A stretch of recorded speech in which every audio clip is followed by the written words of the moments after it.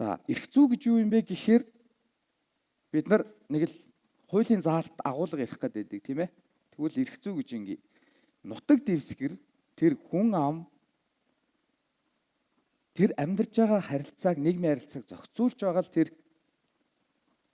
бичмэл зүйлийг хууль гэж.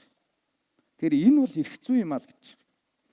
Тэр эрх зүйг бид нар магадгүй н холоос ч юм уу эсвэл энэ болохгүй зүйл хийчлээ энийг яах вэ гэдэг талаас хараад байдаг. Гэхдээ бол эрх зүй бол маш энгийн. Хүн болгон хуульч биш. Гэхдээ хүн болгон хуульч шиг өөрийгөө хамгаалах хэрэгтэй гэж би боддог. За товч зүйл ярихад бид өглөө босоод бид нар эрх зүйн ямар харилцаанд ордог вэ гэдэг нэг өдрийн эрх зүйн харилцаагаа би та хэдэд ярилцъя гэж бодлоо. За өглөө босоод сайхан цайгаа уучаад хүүхдэд цэцэрлэгт нь оруулж өгөөд ажилдаа явдаг. Өглөө босохдоо хүүхдийнхээ дэвсгэр давууг угаачаад оруулж өгөөрэй гэсэн чинь аав нь мартчихад цэцэрлэгт нь оруулж өгөөд явсан. Энэ ямар зөрчил гарч ийнэ гэхээр хүүхдийн боловсрох эрх, хөгжих эрхэнд талдаж, тэр цэцэрлэгт очиод унтах эрхэнд талдаж. За мөн цаашлаад босоод машина бариад бүсээ зүүхгүй явж исэн чинь замын цагдаа зогсоогоод торгосон. За хоёр дахь асуудалд очиж байна. За ажилдаа очисон. Мэдээж өглөө босоод асуудал үүсэж байгаа тий. Өдөр ажилдаа очисон. Ажилдаа очиод дарагтайгаа жоохон маргалдсан чинь дарга нь чи ёс зүйгүй дарагтайгаа харьцлаа гэд ёс зүйн шийтгэл хүлээлгцсэн. Сануулцсан. За нэлээ стресстэйгээр одоо яах вэ гэхээр цайнд орсон. Цайнд ороо хоол идэх гэжсэн чинь хоолн дотор нь үс явчихсан. Тэгсэн чинь одоо би энийг идэхгүй гэд уурандаа мэрэгжлийн дуудаад тухайн цайны газрыг торгуулсан. За эргээд ажилдаа орсон. Ажлаа хийгээд стресстэй орой ажлаа тараа явж байгаад урд нэг машин тэглээд ахаар нөө машины жолоочтой хэрэлдээд нөө залууг нэг цохоод авсан. Ингээд асуудал болсон. За өөрөө гэртээ ирсэн. Бөөн уур, стресс те. Гэртээ орж ирээд их нэртэйгээ үздэг киног үзэх гэсэн чинь би үнжээг үүжин гэсэн. Би мэдээ үзнэ гэд. Түл чи явахгүй юу гэд нөө стрессээ орой гаргацсан. За ингээд хүний зүгээр өдөр тутмын өглөөнөөс яг орой болтол энэ харилцааг харахаар асуудлуудыг харахаар асуудал болгоны цаана үйлдэл яригдчих. Үйлдэл болгоны цаана үр дагавар яригдчих. Үр дагаврын цаана хариуцлага яригдчих. Тэр энэ олон харилцаанд өглөөнөөс орой болтол би дан энэ хуулийн харилцаа буюу эрх зүйн харилцаанд орж идэг. Энэ бол зөвхөн бидний нэг өдрийн зураглал. Тэгвэл би юу гэж хэлэх гээд байна гэхээр альва асуудлыг та мэдсэн даруйдаа зогсгож яаж шийдвэрлэх харилцааг судлах юм бол та энэ асуудлаас гарч чадна л гэж. Тэгэхээр бид энэ нийгэмд амьдарч байгаа маш олон салбарт ажиллаж амьдарч байна. Иргэний үйлд нэг юм хамгийн том гол зарчим байдаг. Хууль мэдгүй хуулийн хариуцлагаас чөлөөлөгдөхгүй гэж. Тэгэхээр хууль мэдгүй байх нь бид нар өөрийгөө хамгаалж чадахгүй л гэсэн. Намайг ингээд би прокурорын ажиллаж байхад зүгээр нэг жишээ ярил л да. Хүн байгальтай харьцдаг тий. Хүн хөдөө очиод модоо бэлдэн, галаа түлнэ. Эсвэл одоо малчид нэг чон ороод ирэхээр нь буудцсан юм аа гэдэг юм. Эсвэл нэг сайхан гол дээр явж байгаа загас барьцсан юм аа гэдэг. Хүн өөрөө ингээд байгальтай харьцдаг тэгэхээр энэ харилцаа болгоныг бол зохицуулсан байж идэг. Жишээ нь би нэг жишээ ярьчих. Бас сонирхолтой гэж магадгүй. Яагаад гэхээр би өөрөө хөдөө өссөн, модоо бэлдэж галаа түлж өссөн. Тэгсэн чинь яасан гэсэн чинь нэг өдөр аав нь сумын айн байцаагчаас зөвшөөрөл аваад гэр бүлээрээ галынхаа модыг бэлтгэхээр машин тавьсан. Өөрийнхөө машинаар. Эхнэрээ аваад, хүүхдээ аваад, хүүхдийнх нь найзыг аваад. Тэгээд хөрөөгөө аваад машинтай явахдаа нэг уулын амнаас бэлдээрэй гэсэн зөвшөөрлийн бичгийг авахдаа нөгөө талын амнаас өөр амнаас очиод андуураа бэлтцсэн. Тэгсэн чинь замд цагдаа шалгаад та зөвшөөрлгүй газараас мод бэлтлээ. За энэ хүмүүсээ гэр бүлийнхний авч явлаа. Тэгээ энд юу яригдсан гэхээр аав нь, ээж нь, хүүхэд нь, найз нь зөвшөөрлгүйгээр мод бэлтгэсэн гэд бүгдөө хэрэг хариуцлах үлдсэн. Бүгдөө 5 жил хорихалтай зүйлээ гэдэр ял сонсож байгаа. Тэгээд дээрээс нь машингүй. Тэгээд дээрээс нь тэр хөрөөгүй. Тэгээд тэр айлын амьдрал сүрчин. Модыг хурааж аваад 3 дахин үржүүлээд нөхөн төлбөр тавьчих. Эндээс би юу харж байна гэхээр яагаад тийшээ модоо бэлтгэхдээ ингэж болохгүй шүү гэдэг зүйлийг тэр хүн олж авчаагүй юм бэ. Яг тэн дээр очиод зогсчоогүй юм бэ л гэж би бодсон. Тэгэхээр хүн өөрөө нийгмийн харилцаанд байнга оролцож идэг учраас нийгмийн харилцааны эрх зүйн этгээд гэж үздэг. Өөрөөр хэлбэл та өөрөө хуульч. Та өөрөө эрх зүйч гэж үздэг. Хууль мэдхгүй би одоо хуульчаас асуух ёстой байсан штэ гэж хизээч хинч хэлдэггүй. Тэгэхээр бид нар Монгол улсад яг өнөөдөр үйлчилж байгаа 933 хууль байна. Үүнд нийцүүлсэн 3000 орчим хуульчилсан акт байна. Тэр бидний харилцаа болгон хуулиар. Тэр хууль зөрчихөөс зогсох юм бол бид нар өөрийгөө аварчнаа л гэсэн үг. Тэгэхээр одоо юу гэдгийг тэдийн гэхээсээ илүүтэй ямар нэгэн асуудал би орвол энэс эрүүгээ яаж аврах тухай л бодох ёстой л гэж би боддог. Хүн өөрөө гэр бүлд мэдлээд гэр бүлээр л дуусдаг.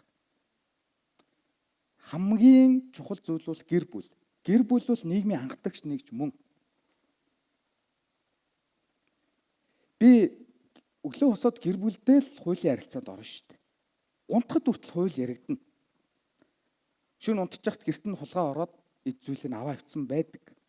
Шөнө унтуулахгүй байх гээд хажууд л яал шүнжэнгөө амраадаггүй. Тэгэхээр шөнө унтахад хүртэл бид нар хууль ингэж бидэнтэй хамт оршиж идэг. Тэгэхээр бид хуулийг яаж өөрийгөө хамгаалах, өөрийгөө зөв болгох, өөрийгөө сэргийлэх хэрэгсэл болох вэ гэхээр яг тэр хийсэн зөрчил ямар хариуцлага хүлээдэг юм бэ гэдгийг л бид нар яг мэдээл зогсож чадах юм бол та өнөөдөр маргаашийн тэр том эрсдлээс өөрийгөө би хамгаалж чадна гэж хардаг.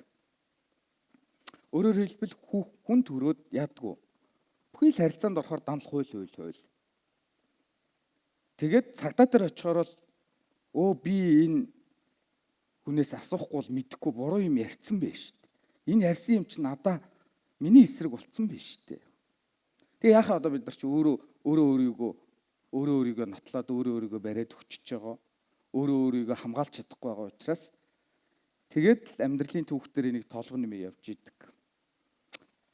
Тэгэхээр би юу гэж хэлэх гээд байна гэхээр хууль өөрөө амьтай.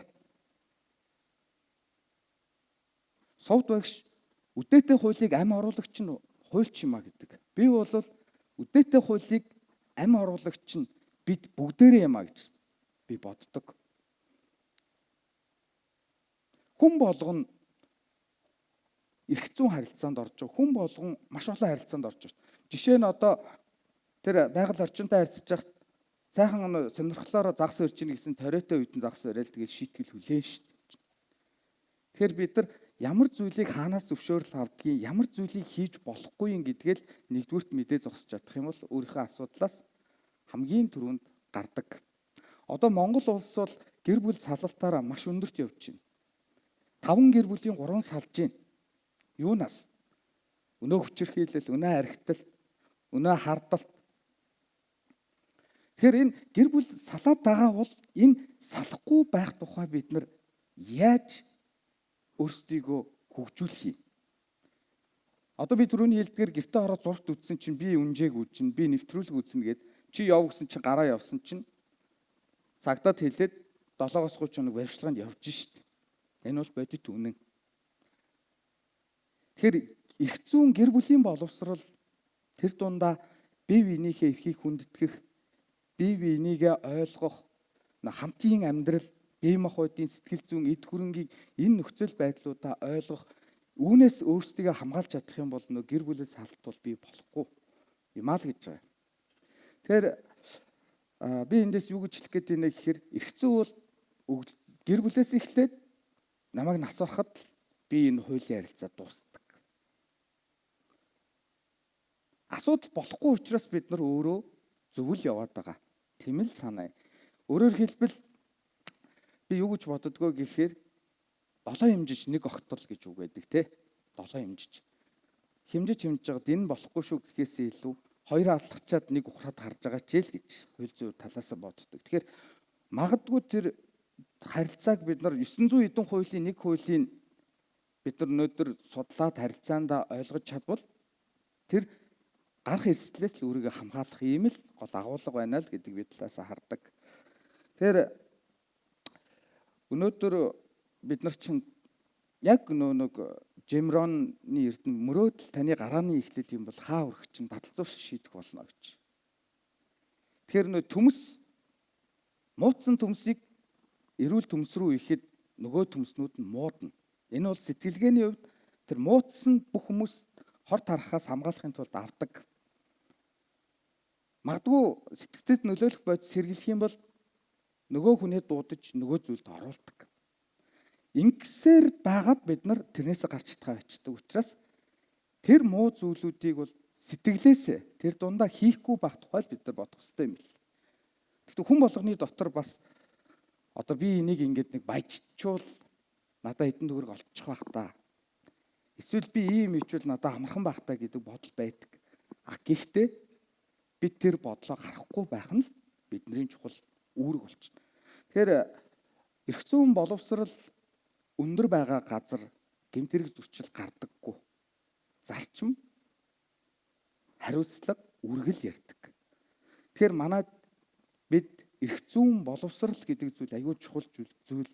Тийм учраас энэ эрх зүйн боловсралыг одоо гэр бүлийн орчинд, найз нөхдийн орчинд, ажлын орчинд яаж өөрийгөө авч явбал энэ зөрчлөөс хамгаалах тухай бид нар бодох юм байл. Түүнээс биш бид нар тесрэгж байгаа бөмбөгнүүд хүрээлэн байгаа орчинд байдаг учраас тэрийг бид нар судалж чадахгүйгээсээ болж асуудал болдог. Энэ бол бидний дараа нь харамсах үйлдэл болдго юм аа гэдгийг. Тэгэд эцэст нь би юу гэж хэлэх гээд байна гэхээр хууль өөрөө амьтай. Үнэхээр амьтай шүү. Энэ амь оруулагч нь бид нар өөрсдөө. Тэр эрүүг эрх зүй, иргэний эрх зүй, захиргааны эрх зүй гэд ингээд ийм дөрвөн том харилцаагаар ярих нь бол тодорхойлц. Гэмтэрэг үйлдэл эрүүгийн шүүх, иргэд хоорондын харилцаа үүсвэл иргэний шүүх. За газартай холбоотой эсвэл эрх буй алтан дарга төрийн байгууллагын шийдвэртэй холбоотой бол захиргааны эрх зүй. За өнөө баахан зөрчлүүдийг ч аваачаад нэг доор тавьсан зөрчлийн эрх зүй. Тэгэхээр нэг харилцаанаас нөгөө харилцаа үүсээд явж идэг. Үүсмэл харилцаанаас цааш дахиад хууль зүйн хариуцлага үүсэж идэг учраас энэ олон хуулийн харилцаан дундаас бид өөрийгөө хамгаалах чадах. За магадгүй тэр олон хуулиас нэг хуулийн зөв ойлгож өөрийгөө хамгаалж чадвал бид ирээдүйд гарсах эрсдлээс сэргийлнэ. Тийм учраас хууль бидэнтэй хамт агаараар амьсгалж идэг. Өнөөдөр ч бидэнтэй хамт байдаг гэдэг талаасаа та бүхэн хараасай гэж